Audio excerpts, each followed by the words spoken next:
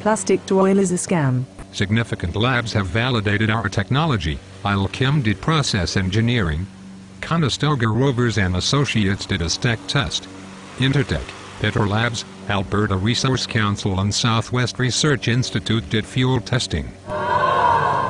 Okay, it's not a scam. The plastic to oil will never scale up. Our processor runs continuously, currently at 20 tons per day.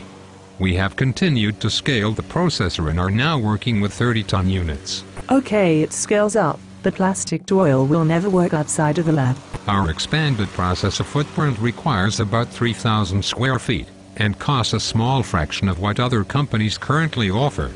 Approximately 1 liter of fuel is extracted from every kilogram of plastic, and continuous feeding of plastic optimizes production output.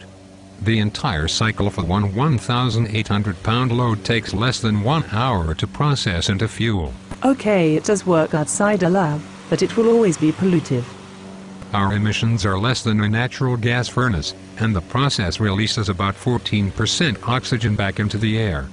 We are not required to monitor our emissions or install scrubbers on the stack.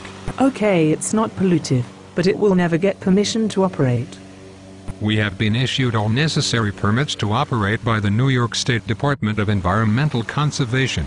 Okay, it got a consent order for full-blown commercial operations, but the process will always require sorted snow white-washed recycle grade $650 per ton plastic. Our patent-pending process accepts unwashed, mixed waste plastics. The company receives free waste plastic for our plastic-to-oil processors from Chrysler, General Motors, major food packagers, dairy companies, agricultural plastics, and from many other sources. The company is also recycling thousands of gas tanks, as well as bales of plastic film and many other free industrial-sourced waste plastics that are usually sent to landfill. The company does not pay for any plastic. Residue is now removed automatically and without shutdown of the processor.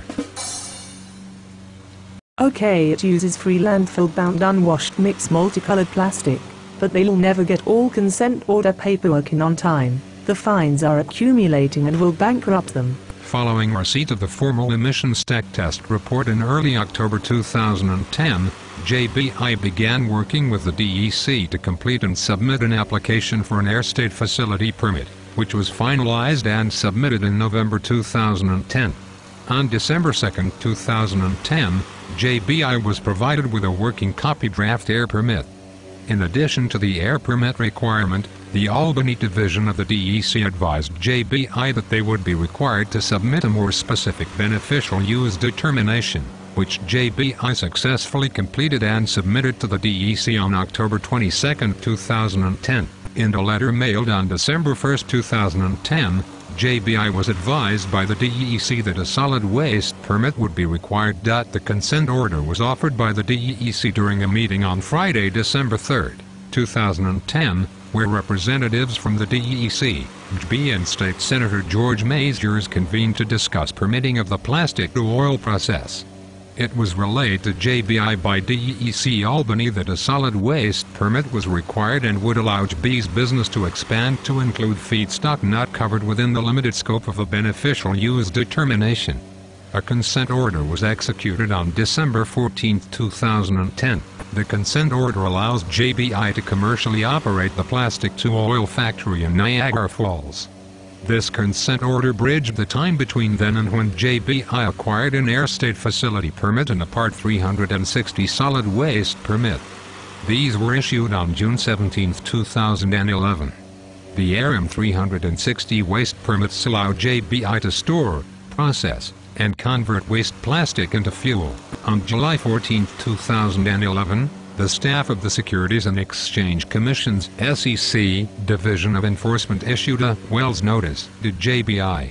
The company believes that the proposed lawsuit relates to the company's subsequently restated financial statements for the third quarter of 2009. The restatement concerned the company's valuation of media credits, accounting for certain acquisitions, and equity issuances. Based on information obtained from the enforcement staff, the company believes that the staff may also recommend naming one or more current and former officers of the company as defendants in the proposed lawsuit. The company cannot predict the outcome of the dispute with the SEC, including whether a lawsuit will be filed or the terms of any settlement that may be reached. The company does not anticipate that the notice will negatively impact its business operations. Okay, they filed all of the paperwork in a timely manner. There isn't one red cent of fines. Got full-blown permits in the second most difficult state in the USA, but the fuel is worthless, and they'll never make a fuel sale. During the first quarter of 2011, the company added significant technology to guarantee fuel quality, along with installing an inline fuel additive injection system on both heavy and light fuel condensing systems. Quality control includes 2 columns for control and specificity of fuel fractions, a cyclone, particulate removal in vapor, fuel filters, particulate removal in liquid, and a centrifuge, additional redundant particulate trap, as well as column enhancements to guarantee particulate-free fuel. Fuel additives are injected inline to increase their effectiveness. The process produces ultra-low sulfur fuels. On May 9, 2011, the company announced that Oxyvinyl Canada, a wholly-owned subsidiary of Occidental Petroleum, agreed to purchase JBII's low-sulfur heating oil for $109.80 per barrel. On June 10, 2011, JBII and Cocoa Asphalt Engineering entered into a supply and service agreement under which the company has agreed to supply Cocoa Asphalt Engineering on a weekly, per-demand basis with petroleum distillate at a cost of $109.80 per barrel. Okay, they're selling fuel to multiple customers, but they'll be blackballed from getting a joint venture agreement. On August 8, 2011, JBII entered into an agreement with Rock 10 Company to convert mill byproduct waste into fuel. Rock 10's paper mills and material recycling facilities currently produce thousands of tons of plastic per day. To handle the plastic waste stream, Rock 10 has been storing this byproduct in company-owned plastic-only monofill sites for several years. The agreement gives JBII the exclusive rights to mine plastic from these sites. Rock 10 has the industrial relationship and feedstock to support hundreds of plastic-to-oil processors.